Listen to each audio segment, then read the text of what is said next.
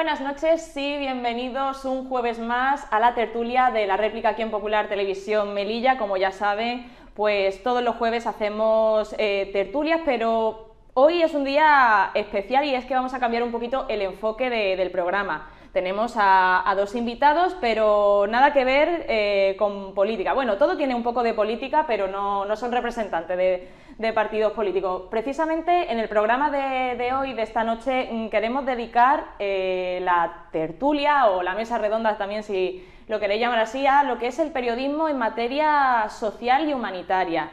Y para ello pues contamos con dos compañeros que, bueno, una pues ha venido de viaje, ha sido compañera, y tenemos a otro compañero aquí en Melilla pues que se han dedicado muchísimo a este tipo de periodismo. Y vamos a hablar también pues un poquito de esto, ¿no? De cómo se trabaja y de diferentes experiencias tanto aquí en Melilla como en el extranjero. Así que vamos a saludar a nuestros invitados especiales de esta noche. Contamos con Rosa Soto, que está unos días aquí en Melilla, que viene, bueno, desde el Cairo, desde Egipto. Rosa, bienvenida. Gracias, buenas noches. Muchas gracias por invitarme. Y sí, efectivamente, vengo desde el Cairo, donde llevo ya 2 años.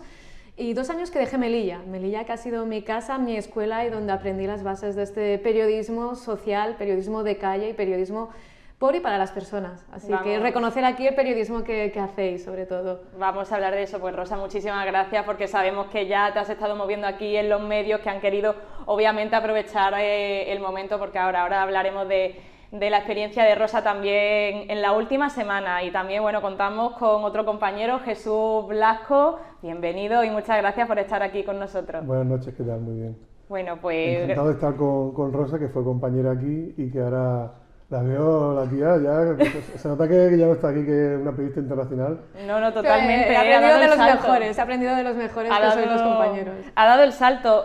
Bueno, chicos, para introducir un poquito más también a la audiencia, bueno, pues Rosa, por ejemplo, lleva unas horas, poquitas horas aquí en Melilla, que viene de visita, y vamos a hablar, pues, de las conexiones que ha hecho, de los viajes que ha hecho, por ejemplo, a Sudán del Sur, ¿no? Hablando de materia migratoria, pero también ese viaje de 2 semanas al Líbano como corresponsal, ¿no? Pues un terreno de conflicto, y en el que, bueno, al final se juega el pellejo. Y también, bueno, Jesús Blasco ha estado ganando premios de fotografía, ¿no? Y precisamente también hablando de Líbano, que fue, eso sí, esas fotografías se hicieron hace unos cuantos años ya, ¿no? Sí, no, mis viajes de Líbano fueron anteriores, fueron basándose en, bueno, como hay ahora la invasión de Israel que hubo en 2006 y la incidencia que tuvo en 2006, que todavía arrastraba una década después.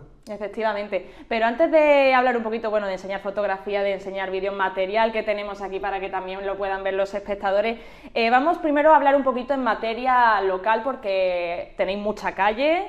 Y también hablando de la valla, ¿no? En materia migratoria, quería preguntaros cómo os llegó un poquito la vocación, si se puede llamar vocación, en cuanto a tratar este tipo de información, que al final por la ciudad donde estamos, pues al final es necesaria. No sé por quién empezar. Jesús, Rosa, ¿quién quiere arrancar? Si quieres, yo que soy perro viejo, que tengo anécdotas más antiguas. Adelante. A mí me llega desde hace muchos años. Yo empiezo a hacer fotos en los albores del año 90 para el Melilla Hoy. Empiezo a colaborar allí y hay una inundación en la que, bueno, pues yo tengo la suerte, no sé, el arrojo de haber estado pues donde estaban peores las cosas. Fue en los Bajos del Real, en la zona de la hípica y demás. Y le entrego las fotos al Melilla Hoy, me las publica, le gustó mucho, y a partir de ahí empiezo mi pequeña carrera periodística, pero luego pues lo dejo, vuelvo, luego empiezo con la redacción, luego televisión, ¿no? Y ha ido cambiando, pero luego el gran punto de inflexión para mí es, de alguna forma, los temas humanos y los temas sociales son intrínsecos al periodismo, sobre todo al periodismo local, y más en una ciudad como Melilla, que es una ciudad de frontera, claro. Perdón, una ciudad entre dos mundos, ¿no? Entre Europa y África, en donde además se nota tanto, ¿no? Es tan notorio todo este choque, ¿no? De civilizaciones en la propia ciudad, y sobre todo cuanto más te acercas al perímetro fronterizo. Pero fue, no sé si os acordáis, porque sois 2 almas jóvenes, pero no hace tantos años de esto. Yo creo que estoy hablando del 2011-2012, que abrió un grupo de congoleños muy grande aquí en Melilla, que además eran opositores al régimen en la República Democrática del Congo, y todavía entonces no estaba tan en boga todo esto de las peticiones de asilo y tal, y esto nada más llegar habían pedido asilo porque eran peticionarios reales, porque eran opositores al régimen allí y estaban perseguidos, un grupo que había escapado y había venido para acá. Y entonces les prometieron que le iban a dar el asilo y no se lo dieron. Y tuvieron un montón de tiempo no sé, recuerdo, de huelga de hambre en la puerta de la delegación del gobierno. El delegado del gobierno entonces, Abdel Majid Balkani. Eso sí me quiere sonar. Sí, les dijo que no iban a tener ningún problema, que se lo llevaban para Madrid, que allí iban a ser acogidos y les tramitaban el asilo. Se lo llevaron para Madrid, los durmieron en el vuelo, los metieron en otro vuelo y los devolvieron a Kinshasa, ¿no? Y fueron deportados y algunos de ellos pues siguen todavía a día de hoy encarcelados. Yo tuve contacto con ellos durante muchos años. A mí digamos, ese punto de inflexión fue un poco el que a mí me impactó para definitivamente, a partir de entonces, quitando es verdad que estoy en la Bolsa de Televisión Melilla, donde en los últimos años he trabajado bastante, pero desde entonces hasta hoy en día soy autónomo, no he dejado de ser autónomo en ningún mes, y ha sido un poco el querer, digamos que separarme un poco del resto de periodismo local que se hace aquí, que está muy bien y que yo lo he hecho y lo sigo haciendo, pero para poder ser independiente y de alguna forma reflejar todo ese periodismo humano, social y más comprometido, que necesita mucho más compromiso y más tiempo por parte de periodistas, poder hacerlo en todo. Es verdad que me ha dado más fama por los premios en la fotografía, pero también, o sea, yo lo que más he trabajado es seguir haciendo crónicas y haciendo sobre todo mucho trabajo, digamos, de producción, de fixer, acompañando también a otros medios de comunicación y a otras productoras, haciendo documentales, trabajo de documentación, de investigación, para muchos medios de comunicación, no solamente en temas de inmigración, en muchos temas, porque Melilla, como ciudad fronteriza, da para mucho. Lo del tema de 2012 al final me quiere sonar porque, o sea, obviamente no había ni empezado la carrera de periodismo, estaba yo en bachillerato, pero sí me quiere sonar porque bueno, yo soy de Melilla y sí es verdad que me quería sonar un poco eso. Bueno, Rosa, tú no eres de Melilla, pero sí has estado muchos años trabajando aquí en la ciudad, primero en El Faro, después en Cadena SER también, y has tratado también muchísimo tema social aquí en Melilla. Cuéntanos un poquito tus primeros pasos, ¿no? ¿Cómo empezaste a adentrarte, ¿no? en hacer este tipo de información? Pues creo que coincido en parte en el análisis que ha hecho Blasco sobre lo que es el periodismo y sobre el enfoque social humanitario, ¿no? En este caso yo no soy de Melilla, soy de Barcelona, pero empecé mi andadura periodística en Madrid, ¿no? En Madrid también empecé a estudiar, hice un máster de periodismo de conflictos, empecé a estudiar árabe, porque ha sido una región que siempre me llamó mucho la atención, ¿no? Y en realidad llegué a Melilla un poco de casualidad, ¿no? Supe que se abrió una plaza en el Faro de Melilla y yo, bueno, entonces en Madrid estaba en una agencia de comunicación. Dije, bueno, pues voy a hacer periodismo en una ciudad que para mí era desconocida y aunque por supuesto sabía lo que era, pero claro, cuando estás en la península tienes con muchos estereotipos, prejuicios y descubrí Melilla, descubrí los melillenses y descubrí lo que es esta ciudad, pues que tiene cosas buenas, tiene cosas malas, pero cumple con ciudad multicultural, en la que hay mucha diversidad y eso es algo que no lo ves en ninguna otra ciudad o en muy pocas ciudades de España, ¿no? Entonces llegué sobre el terreno y descubrí todo lo que hay y toda la oportunidad que se me abría para informar. Y entonces descubrí toda la situación de la valla, ¿no? Claro, yo la única referencia que tenía de la valla de Melilla eran las imágenes que veías en informativos de cadenas nacionales. Y claro, la forma de tratar la información a nivel nacional, de la que tienes aquí a nivel local, es muy distinta, ¿no? Entonces, cuando llegué, me surgieron preguntas de ¿y por qué este enfoque? ¿Y por qué este otro no? ¿Y por qué no se le da voz a las personas que saltan, ¿no? El por qué saltan, nunca se explicaba el por qué y quiénes son, ¿no? Eran como una masa uniforme de la que muy pocas veces se explicaba el motivo por el que llegaban aquí o cuáles eran sus circunstancias en el trayecto. Entonces, todo este tipo de preguntas para poder contextualizar lo que pasaba fue lo que me llevó a sumergirme en el periodismo social, humanitario, de hacer temas de este tipo, ¿no? Y empezar pues a hacer entrevistas, contextualizar, y que al final eran temas de migración, pero también de política, ¿no? Porque al final la migración está regulada por una política, entonces ¿cuál es la situación política y cuál es la situación asistencial que se les da y por qué no, ¿no? Entonces empecé a tratar temas de migración, temas de política, que al final es todo lo que envuelve, ¿no? La asistencia humanitaria en parte, ¿no? A dar el enfoque, no sé si opuesto, pero el enfoque de vamos a poner a estas personas en el centro, conocer de dónde vienen, el trayecto recorrido que hacen y el destino o si se cumple o no se cumple la política migratoria, por ejemplo, ¿no? Empecé a tratar temas de frontera, todo ello vinculado, Y fue un poco lo que me fue haciendo moverme. Hice algunos reportajes para El Faro, posteriormente en Cadena Ser puntualmente alguno, pero ya empecé una etapa en paralelo, como un medio freelance, por decirlo de una forma, con colaboraciones en medios nacionales, con su sección de derechos humanos, como El País, Público, El Diario.es, para intentar poner en debate que no se quede tema, solo en la ciudad, sino reflejar esa realidad. Y que a nivel nacional no saliera solo la imagen estereotipada que nos explica qué sucede, ¿no? Sino intentar abrir un debate más amplio de este tipo de situaciones. Y darle, como has dicho, ¿no?, voces a esas personas migrantes. También quería preguntar un poco eso, a la hora de hacer este tipo de periodismo, las fuentes, ¿no? Al final, o sea, desde los medios de comunicación y con la carga de trabajo que tenemos, no llegamos a hacer ese periodismo de investigación, no dan los recursos, no da el tiempo, pero también al final pues están las personas autónomas, freelance y demás, y gente que se quiere dedicar expresamente a esto para contarlo de la mejor manera. Yo quería preguntar un poquito, ¿cuesta mucho llegar a esas fuentes, personales, ¿no?, que son esas personas, valga la redundancia, que llegan al final y que tienen una historia, que tienen una voz y también que cada uno tiene sus circunstancias, Jesús? Al final el periodismo es muy vocacional y el periodismo conlleva, cuanto más quieras hacer periodismo de verdad, la gente habla de periodismo comprometido, de periodismo de primera y segunda velocidad, primera y segunda línea, periodismo es periodismo, y si no es de primera línea y no es de primera velocidad no es periodismo, para mí. Coincido, llámalo claro. como quieras. Para hacer periodismo hace falta un compromiso muy grande. Y bueno, supongo que lo hablará Rosa ahora, pero tienes que renunciar a muchas cosas. O sea, uno no se va a Egipto y se convierte en periodista internacional porque lleva una vida normal. Claro, evidentemente, entonces tienes que renunciar a muchas cosas. Claro. Y entonces yo he estado siempre en esa, como dirían los escritores, furibunda diatriba, ¿no?, en esa lucha interior, ¿no?, me caso, no me caso, ¿sabes? Vienen los niños, no vienen los niños, dejo a los niños y a la madre sola, ¿no?, ¿sabes? Porque es muy complicado. Porque evidentemente te tienes que entregar del todo. Si tú te entregas del todo y tienes una buena formación y es una cosa vocacional que te sale adentro, que tú de verdad tienes algo que aportar, tienes algo que añadir, no hay ningún problema. Yo no soy como Rosa muy ducho en idiomas y me ha ido muy bien. Por ejemplo, hay gente que tiene... También es la actitud. Claro, o sea, realmente es eso, es echarle muchas horas y echarle muchas ganas. Y sobre todo, si vas a hacer algo, hacerlo.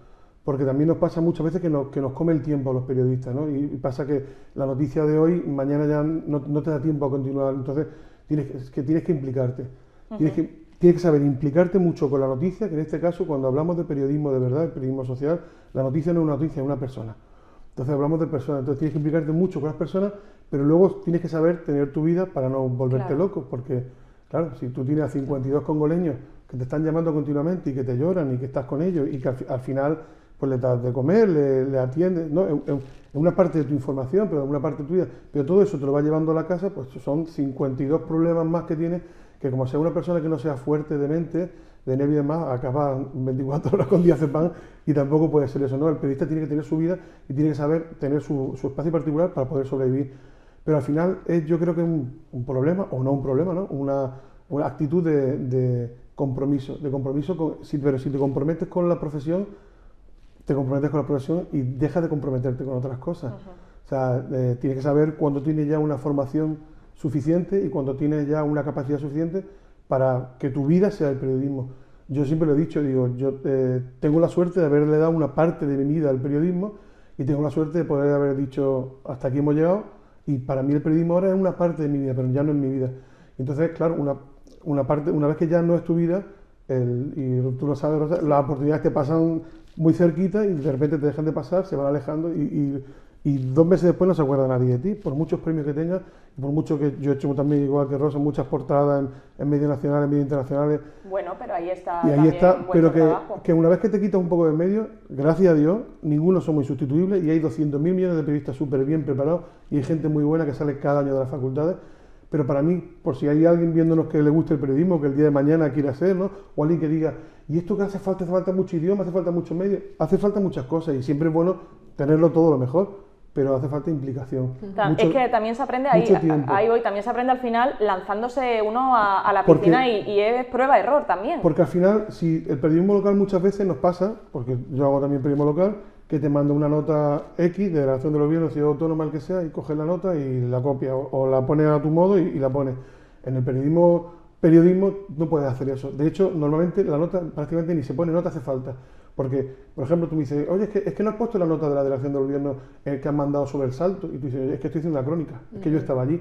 Si yo estoy viendo esto, claro. Me han mandado una nota del Real Betis Si hablas Balompié. de una noticia, un reportaje, fuentes de delegación del gobierno, pero obviamente no nos podemos basar solamente en delegación del gobierno. El Real Betis Balompié y me dice, oye, es que no has puesto nada de la nota. Y digo, ya, pero es que yo estaba en el partido, es que yo sé cómo liar césped, es que yo escuchaba los gritos de la afición, es que yo he visto llorar al jugador que se ha lesionado del ligamento cruzado. O sea, ¿para qué necesito tu nota, no? Si toda la evidencia la estoy poniendo yo.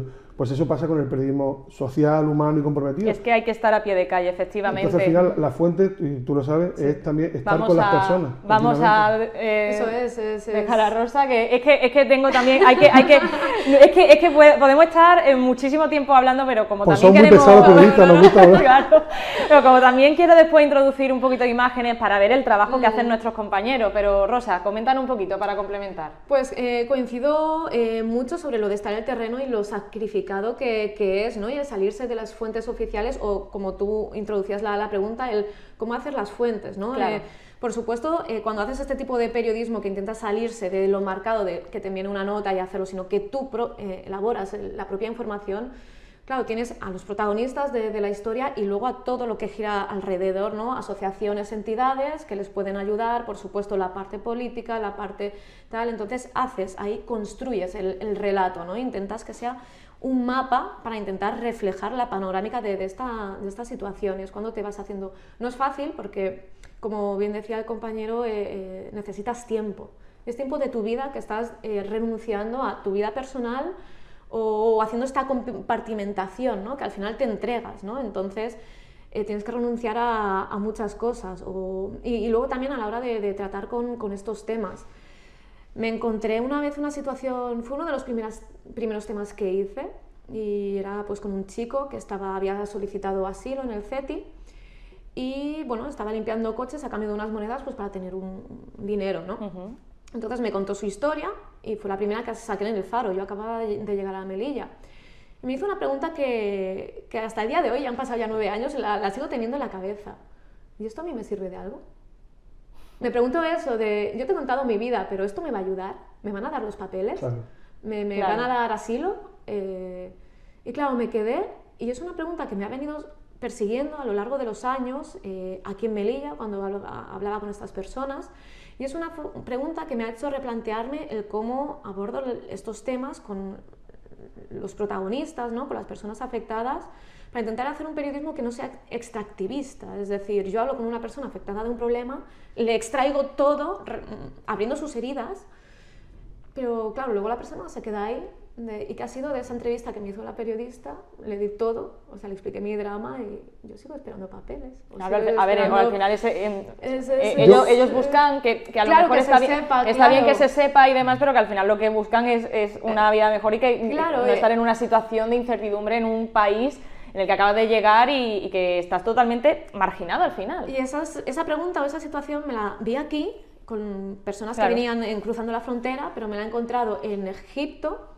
Egipto es un país de 107 millones de personas que acoge a muchos refugiados de Sudán, que está en el sur y están cruzando para Egipto, pero de otras partes del mundo. Cuando estuve en Sudán del Sur, que luego hablaremos, y al final es lo que decía Jesús, la carga personal, psicológica, que a mí me supone también el saber de, estoy sobre el terreno, en un terreno en conflicto. Estas personas se están abriendo un canal para explicarme su experiencia tan dura, pero yo luego tengo un billete de vuelta.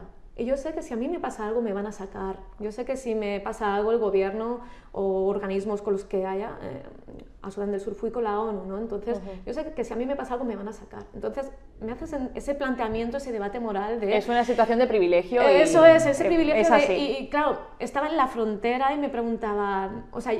Era, bueno, me tengo que despedir, ¿no? Ay, que vaya muy bien el viaje de vuelta a tu país. Nosotros esperamos aquí para volver al nuestro cuando acabe la guerra, ¿no? Y son situaciones, una carga mental que dices, por mucho que nuestro oficio, nuestro compromiso es informar, pero también nos llevamos esta mochilita a casa que luego, con los años, estoy intentando hacer como tú también, compartimentar y saber que el periodismo es mi vida, pero también tengo vida afuera, porque si no te vuelves loco, porque te empiezas a hacer estas preguntas, estos interrogantes.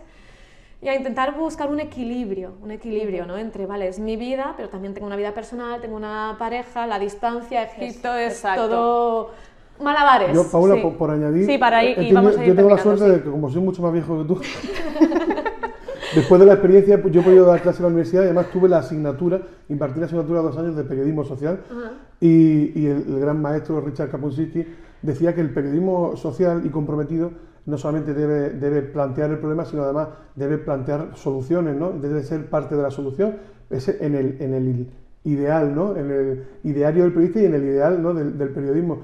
Pero realmente, claro, porque podríamos estar aquí hablando mucho de ella se siente en una situación de privilegio, pero a mí, por ejemplo, me ha pasado mucho que el entrevistado, ¿no? La persona se siente que tú estás en una situación de privilegio y tú en ese momento estás igual o peor que él, porque ella va con la agencia EFE, ella va con la ONU, yo voy yo. Sí. Claro, es verdad que no es lo mismo. Yo siempre que me he movido fuera de España sí que he sido 100%, excepto en la ocasión, en 2000, ha sido a la aventura 2019 que al fui final. a los chalecos amarillos en París Sí, con la agencia Reuters, el resto del tiempo ha sido freelance y a veces Y a ver qué con pasa. la promesa de ya el reportaje medio vendido y otras veces totalmente a la aventura. Y en cambio el que está entrevistando te dice, oye, pero es que tú dame dinero y además trátame bien y además te exijo porque tú estás cobrando y dices, yo no estoy perdiendo mi dinero. Sí. Entonces es una situación muy complicada. Como que ella tiene más ese respaldo, está trabajando para una por empresa, para la supuesto. agencia, en este caso para la agencia EFE, es verdad que la situación de freelance ahí totalmente desnudo, por decirlo de alguna Que forma. En tu caso, cuando el reportaje Claro. pues, estaba también trabajando, ¿no? Medio freelance, cuando tú estuviste aquí para medios nacionales. Cuando estaba para medios nacionales estaba para la SER, entonces no era freelance, Claro. realmente tenía un compromiso de esta información se saca en la emisora, esta información como no se va a sacar, puedes sacarla en otros medios. ¿no? Efectivamente.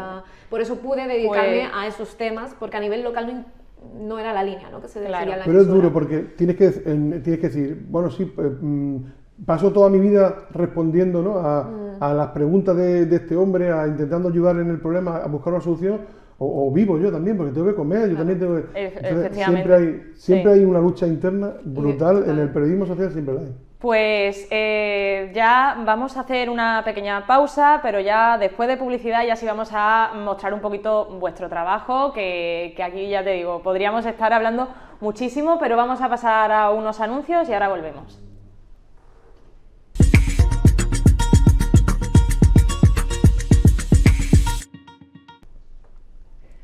Pues ya estamos aquí de vuelta y seguimos con nuestros invitados, Rosa Soto, Jesús Blasco, y seguimos hablando de ese periodismo social, humanitario, ¿no? tan necesario, ¿no? Para ver, ¿no? Para conocer realidades que bueno, pues no tienen nada que ver, ¿no? con las nuestras. Y al final, bueno, hemos estado, parecía una introducción, pero al final ha empezado la charla, que es que hay mucho que contar, pero también queríamos que los invitados conociesen un poquito el trabajo de nuestros compañeros y el trabajo es muy amplio, entonces vamos a basarnos un poquito en lo último, ¿no? Por ejemplo, estábamos hablando que Jesús Blasco pues, ha sido Premio Nacional de Fotografía Profesional, ha ganado el Lux de Oro en reportaje documental por la obra, y lo voy a decir en español, Escuela Libanesa, porque tiene el título en francés.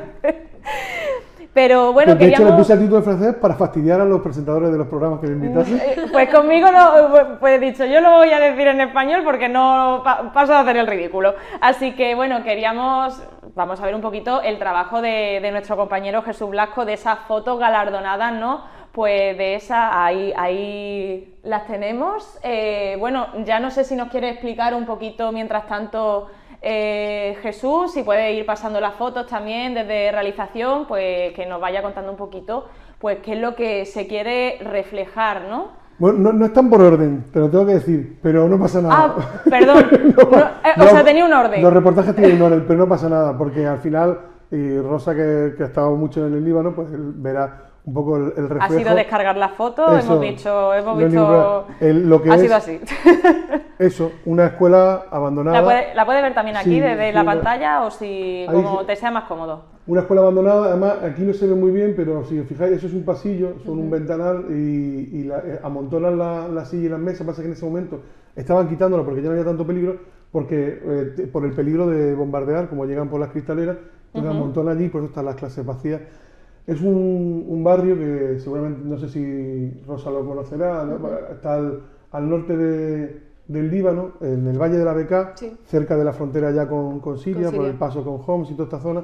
Y es una zona donde hay muchísimos refugiados sirios, tanto que ha cambiado la vida de la... Bueno, también hay refugiados palestinos, porque todo el mundo cree que todos los palestinos del Líbano se concentran en Sabra y Shatila, pero hay que están en Beirut, pero están por todo el país. Pero se han ido por todo Y en el norte, el que, país. que nosotros decimos está controlado por Hezbollah y suena muy fuerte, para ellos es una protección para los palestinos, entonces ellos quieren ir a las zonas que están controladas por Hezbollah. De hecho lo llaman eso, grupo de resistencia, Grupo de resistencia, lo de- efectivamente. Y este barrio está controlado armamentísticamente además, o sea, para poder entrar tienes que tener permiso de Hezbollah y demás. Y es una pena porque es un barrio en el que se ven muchos niños, se ven muchas familias con niños, sobre todo refugiados, libaneses, sirios y palestinos. Y sin embargo, la única escuela que hay en toda la zona está totalmente abandonada. Y me llamó mucho la atención porque parecía que acababa de ser abandonada. Si te fijas, están las pintadas, están las pizarras a medio escribir, todavía estaban como, no sé, he visto las firmas de los estudiantes que se ven ahora, mira, aquí están los pájaros muertos y tal, pero era todo como había deterioro, pero era como muy reciente. Claro. Y me llamó la atención de que en un barrio con tanta vida no dejasen estudiar a los niños, no se estaba ocupando la escuela, ¿no? Y entonces hice fotos simplemente a lo que me rodeaba, sin tampoco... Luego eché 13 o 14 y el reportaje tiene 10, o sea que prácticamente utilicé todas las que hice y nada, que refleja un poco eso, ¿no? El sin vida, ¿no? Claro, a mí me lleva eso, el silencio, la soledad incluso, ¿no? Es decir, estar en un sitio que eso, ha tenido mucha vida y ahora fue es algo la tan nada. personal y tan intimista que hice la foto y la guardé y ahí se quedaron. No se lo enseñé a nadie, nunca lo publiqué. Entonces, cuando ha empezado ahora otra vez el tema del Líbano con la invasión y demás, lo saqué y la gente le encantó, se ha publicado por otras partes y ha ganado el Premio Nacional de Fotografía Profesional. Pues ya ve a dónde ha llegado. Sí, o sea, ha gustado mucho. Voy a sí. tener que guardar más fotos en disco duro. Siempre, sin pegarla. siempre es importante, o sea, Pero, es decir, sí. al final lo que parece insignificante, después significa muchísimo. Para mí fue un año Sí. muy importante para mi periodismo internacional, que está viviendo ahora en primera persona Rosy, que me da mucha envidia. Yo como freelance, porque este año estuve en Siria, estuve en Líbano, estuve en Turquía, estuve en Grecia, estuve en Macedonia, viajé bastante, me lo sigue reprochando a mi mujer. No tendrá ella que hacerse el viaje o algo. Claro. No sé si tengo que preguntar algo de, bueno, y los reproches de las parejas, ¿qué tal? No sé si Bueno, abrir ese melón. ahora entramos, Es sin que problema. si no... Y fue un año importante porque después de esto, así viajes, digamos, ponemos de alguna forma crudos, ¿no? O reales, donde estás yendo a zonas de conflicto, a zonas que están en primera línea, donde te la estás jugando, porque aquí íbamos con Fixer, pero por ejemplo cuando yo pasé a Siria, no, ahí no la estábamos jugando al 100%, cuando está en Turquía tampoco, no iba con nadie del terreno, iba un poquito a la aventura, siempre tienes que preparar el viaje, porque Claro. vas solo, pero es complicado, en Grecia también, y de hecho me malentoné mucho. Yo no iba a los desalojos de los campamentos Idomeni, yo iba a documentar el campamento Idomeni, pero estando allí dijeron que lo desalojaban y lo desalojaron. Y fui, digo, estos periodistas que son todos unos cagados, soy el único que se queda aquí, claro, me quedé en el desalojo, pero me dieron hostia por todos lados, me detuvieron, tuvo que llamar al consulado para que me sacaran de... Madre de Dios. Claro, entonces fue un follón. Tú dices tú, oye, está bien, pero para la próxima a lo mejor no me quedo, no sé, durante el desalojo. Pero fue un año para mí muy importante y le tengo mucho bien porque luego es verdad que fue bajando el ritmo y a partir de la pandemia, Rosa no, porque está en Egipto, pero yo que estoy aquí en Melilla he notado mucho el cierre de fronteras y sobre todo, en mi caso, dos cosas. Uno, ha bajado mucho el trabajo para los freelance y sobre todo la remuneración de esos trabajos y cada vez se compra menos y más barato y entonces no nos da para vivir. Y segundo, que entonces mi niña estaba recién nacida y ahora ya mi niña, pues cada vez que le digo que voy a ir, me voy a la Dana y me dice, no papá, y se te pone a llorar y dice, no venga, no voy. Ha cambiado todo mucho. Y está todo mucho más también. complicado, entonces Claro. me tengo que dedicar mucho más a España. Pero vamos, lo echo de menos y no descarto irme dentro de poco por ahí. Lo mismo, o llamar a la puerta de Rosa. A ver si Que vuelve y nos ella que me cuenta. acoja y ya paso yo por los túneles a Palestina. Sí, no sé. yo te acojo y os invito a todos, estáis invitados a Cairo, os hago de guía lo que necesitéis, así que... Vamos también, ya que hablamos de, ¿no? escuela libanesa, y es que hace no tanto tiempo ya y en una situación pues bastante tensa, la compañera Rosa Soto, aunque su delegación esté en Egipto de la agencia EFE, pues obviamente la mandan a otros lugares, y hace poquito pues estuvo precisamente en Líbano durante 2 semanas. Y bueno, una situación que estábamos aquí los compañeros, que estábamos en contacto con ella, diciendo Rosa, cuidado, Rosa, cuídate, pero claro, Rosa se puede cuidar, pero no todo está en sus manos. Entonces, bueno, que para también mostrar un poquito su trabajo y que ahora nos cuente, vamos a ver pues una conexión que tuvo, ¿no?, precisamente en Líbano, a ver si nos lo pueden poner desde realización. Por favor, yo quiero verla. El silencio reina en las calles de Nabatí, un silencio roto únicamente por el sonido de un dron que sobrevuela la ciudad y también por los maullidos de los gatos que quedaron atrás cuando sus familias huyeron hacia otras partes más seguras del Líbano. Una ciudad, Nabatí, cuyo último ataque por parte del ejército de Israel fue hace 3 días. Sin embargo, la ofensiva comenzó hace 1 mes y medio contra esta localidad del sur del país. Según los datos del Ministerio de Salud Pública, desde el inicio de la guerra contra el Líbano han muerto más de 3.000 personas y más de 13.000 han resultado heridas. Informa desde Nabatí Rosa Soto para Agencia EFE. Desde Platón no se ha podido escuchar muy bien, pero sí, los espectadores sí habrán escuchado esta conexión de Rosa, que bueno, coméntanos un poquito cómo fue. Bueno, Blasco se ha centrado en el gato, se ha centrado en la protagonista. Bueno, podemos ver evidentemente ese escenario en el sur de Líbano. Rosa, cuéntanos un poquito cómo fue el llegar allí, que ya, ya lo explicaste en una charla que tuviste, aunque fue esa online, pero bueno, coméntanos un poquito aquí también para que los espectadores pues sepan, ¿no?, cómo se trabaja de corresponsal en un lugar de conflicto y con esta tensión, ¿no? Pues la cobertura fue de 2 semanas, como bien has dicho, y la verdad una parte que nadie se espera, primero de todo, las trabas documentales, para poder trabajar en el país, que si yo que iba con una agencia ya tenía complejidad, para un freelance tiene que ser, vamos, ¿no? Porque claro, llegas al país y primera parada, Ministerio de Información para pedir permisos, que lleva 3-4 días y me pilló de por medio el fin de semana. Después, aprobado el permiso del Ministerio de Información, permiso del Ejército, que además tienes que pagar otros 2-3-4 días. Y luego permiso de Hezbollah, para poder moverte por sus zonas controladas. Entonces, de los 14 días que estuve, hasta el día 10 de mi cobertura no tuve todos los permisos, ¿no? Entonces, bueno, en estos primeros 10 días cubrí una serie de temas que la gente no se imagina, porque la gente cuando le hablas de una corresponsalía de guerra se imagina esto, ¿no? En medio de los escombros, pero una guerra es mucho más. Es cómo afecta a la educación, cómo afecta a la sanidad, cómo afecta a la economía, a la política. Entonces, en los primeros 10 días intenté dar cobertura, pues, cómo están los hospitales, cómo están los colegios, cómo están los hoteles y restaurantes, que son otras esferas que nos permiten dibujar el panorama de cómo es un país bajo una guerra, ¿no? Y cuando ya obtuve todos los permisos, entonces ya me fui a hacer lo que una persona se espera cuando dices, ¡guau, periodismo de guerra!, ¿no? Que es irte a la frontera sur del Líbano, en este caso a Nabatí, que había sido el último bombardeo, cuando yo fui había sido 2 días antes, ¿no? Entonces Nabatí era una ciudad de 120.000 personas que desalojaron la ciudad, y muchas de estas personas desplazadas se reubicaron en Beirut capital, en las calles, ¿no? Entonces, el primer choque que recibí yo al aterrizar en Beirut, que había estado anteriormente en julio, fue encontrarme las calles de Beirut, que es una ciudad súper bonita, cosmopolita, diversa, ¿no? Encontrarme a gente con tiendas de campaña, acampando en la calle, en el centro, en la calle Hamra, en la puerta de la mezquita, de la catedral, que están juntos los 2 templos, ¿no? Que es muy bonito. De hecho, ¿no? me acuerdo que hiciste una foto cómo se fusionaban, creo que era de un atardecer además. Sí, un atardecer muy bonito, la principal mezquita con la catedral San Jorge, que están al lado. Claro, encontrarte las calles llenas de personas desplazadas que han perdido su casa en Nabatí o en las ciudades aledañas, es duro, ¿no? Entonces ya me desplacé aquí y la ciudad, pues como veis, esta era la calle como principal de Nabatí, bombardeada a tope. Y te llama la atención, ¿no? Lo comentabais antes, Blasco, el silencio. El silencio que era extraño, ¿no? Porque era un silencio roto solo por un dron de Hezbollah sobrevolando para controlar qué hacíamos, qué tal, no sé qué. Y maullidos de gatos.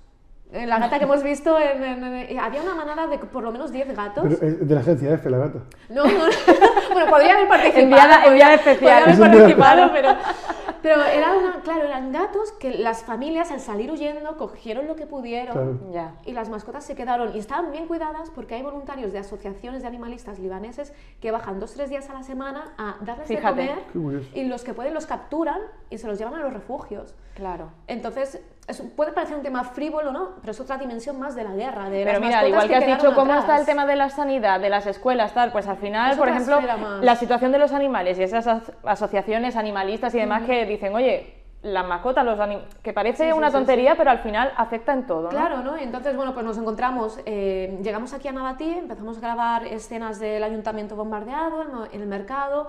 Claro, era el silencio roto por el dron, los maullidos de los gatos y luego esta sensación de ver ropa tendida en el tendedero, los escaparates con sus productos expuestos, escaparates rotos, coches destrozados, otros coches. Entonces era una sensación de, no sé si calma tensa o la calma antes o después de la tempestad. No tuve miedo, pero era una sensación extraña de el silencio o la calma de la muerte, por decirlo de una forma. Y estábamos aquí, llevábamos 20 minutos grabando recursos. Este fue la primera prueba que hice, porque este no iba a ser la presentación definitiva, no iba a ser el informe a cámara definitivo, porque yo tenía mucho más que decir. Estaba esperando porque había contactado con determinadas fuentes para confirmar determinada información. ¿Y qué sucedió? Que a los 20 minutos de grabar recursos y hacer esta primera prueba, que era una prueba de sonido, era una prueba para ver mi posición, lo que yo debía caminar, dónde debía pararme, empezamos a escuchar bombardeos. Y cada X segundos escuchamos el sonido, se va acercando, se va acercando.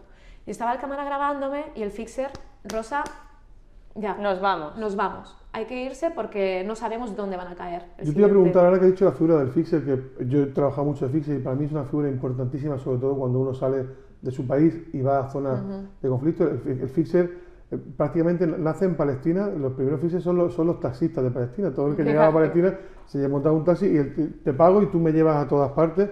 Y me te dice- explica y un me dice poco, al final dónde- se conoce perfectamente el terreno, claro. Pero, por ejemplo, nosotros los freelance tenemos tres formas. O vas solo, o vas con otro o con otros periodistas que también van de forma freelance y que intentas que sepan más idiomas que tú.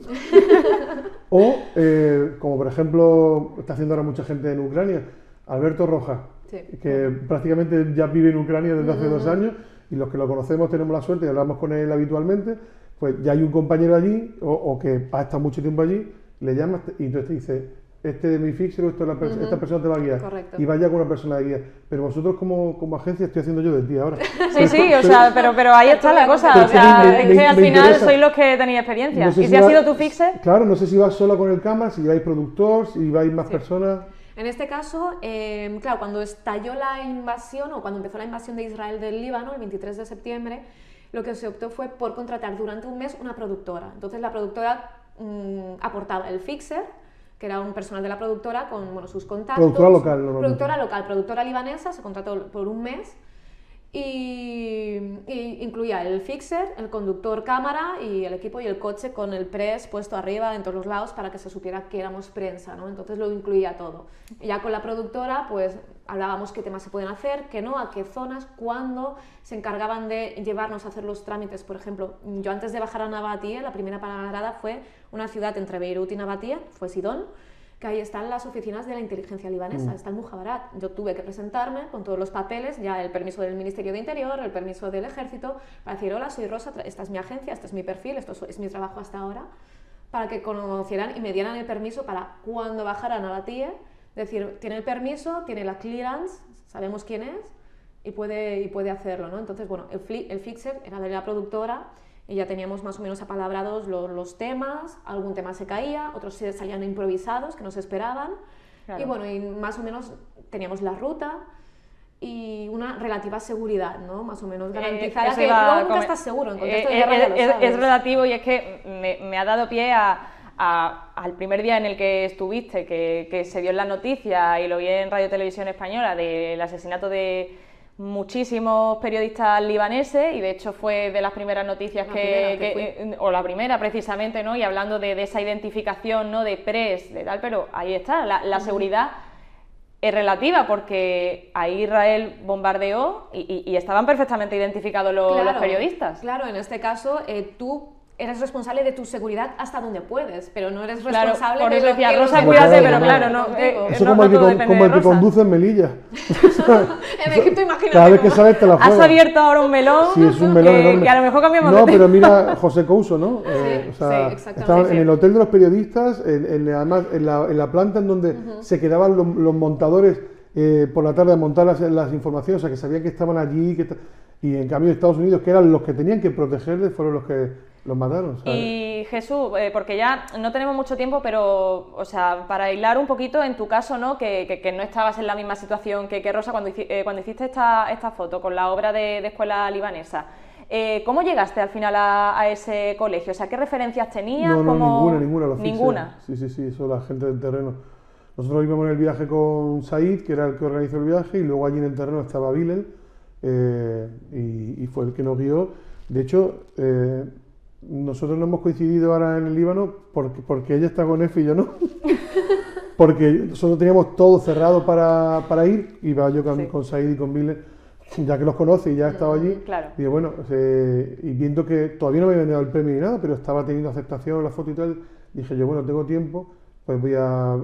Y me llamó Billy y dijo, por favor, no vengáis, y hemos tenido que suspender, y ahora mismo está en suspenso el viaje, pero espero ir al Líbano ahora en 2025, espero que la situación se arregle. Lo mismo me pasó el año pasado, cuando empezó todo el 7 de octubre en Israel. En un principio estaba todo hablado, incluso con la delegación, no con el consulado de España y demás, y luego al final pues, toda la gente que se dedica a la información, no venga, porque además es una tontería, porque la parte que queríamos hacer nosotros era Cisjordania y Gaza, y no podíamos entrar, entonces lo suspendimos.